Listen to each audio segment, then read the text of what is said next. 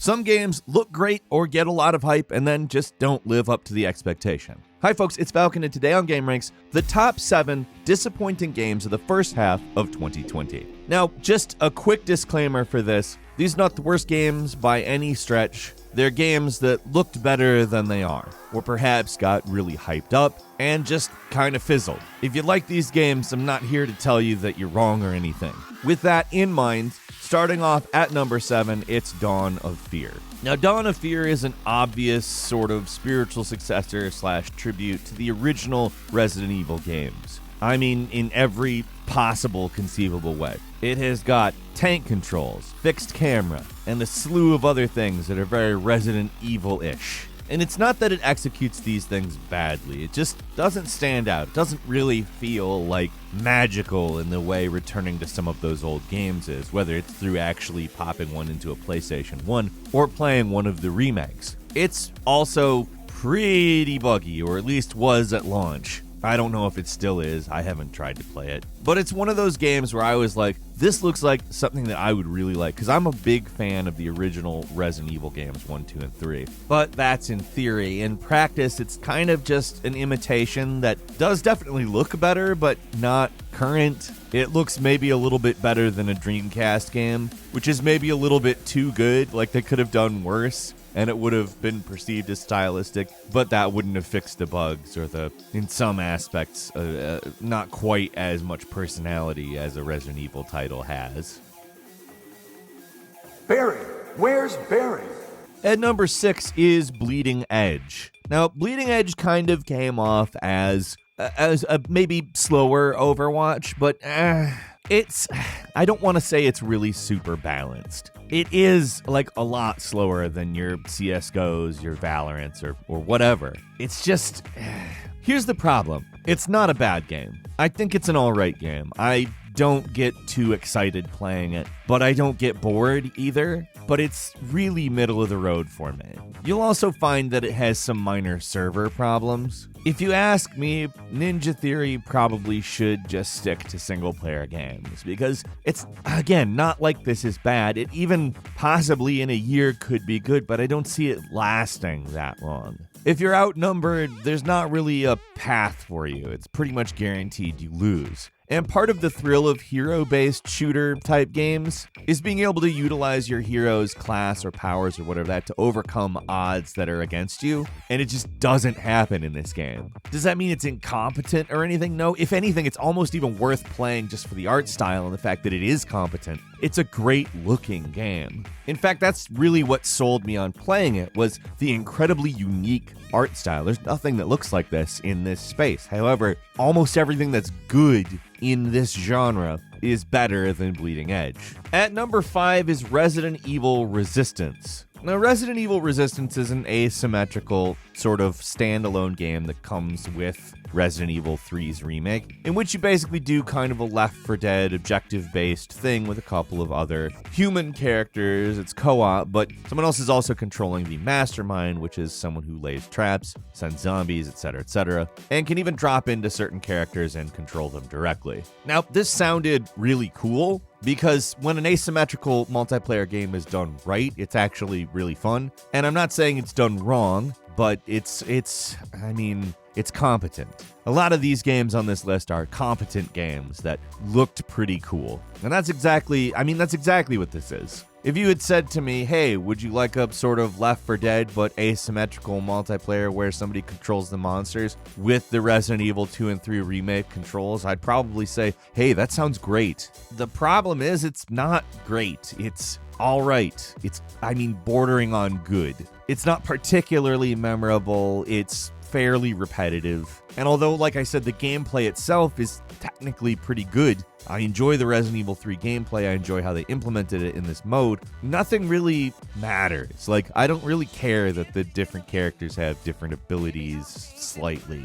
It's one of those just not enough things. Like, it seems like 40% complete. I mean, it works well, but it seems like there should be about 60% more to it, if that makes sense. At number 4 is Crucible. Crucible was this PvP 4v4 alien human robot shooting game, which is, I mean, it's one of those games that looks like a lot of fun. Like, you're not just fighting against the other people who are playing the game, you're fighting against these big monsters, dealing with various terrain things. I mean, on paper, it sounds great, honestly. It sounds like something unique, but when you're playing it, it just doesn't feel much like that. It feels really samey to a lot of other stuff, which is weird. There's also no in-game text or voice chat, which this is one of those types of games where you kind of need that for V4 PvP, and it just kind of comes off as not having a lot of soul. What does that mean exactly? Well, it kind of seems like they saw a bunch of things from a bunch of other games. It was like,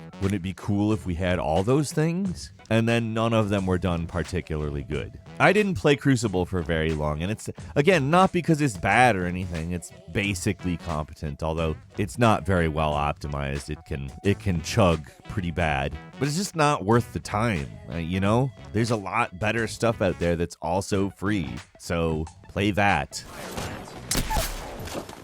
At number 3 is One Punch Man, a hero nobody knows, which is kind of a, well, absolutely ridiculous game. It's a fighting game. It's very silly. It's asymmetrical. As you sit there and wait for everybody in the match to say their intro statement, you're like, this is silly. The way they set it up is you only have a limited amount of time to play as One Punch Man because obviously he's too powerful to just have in every match. And it doesn't work. There's not enough of the One Punch Man in the game. And although, like I said, the game is outstandingly silly, it's worth playing, even though you're probably not going to play it for an extended period of time. It's worth playing at least 1 or 2 times just because it's so goofy. But the problem is that a game can't just be goofy. It has to work. And it doesn't. There's some fun stuff in it. The combat is bombastic and big and wild, but it's just not got enough substance. And I would actually say that this one is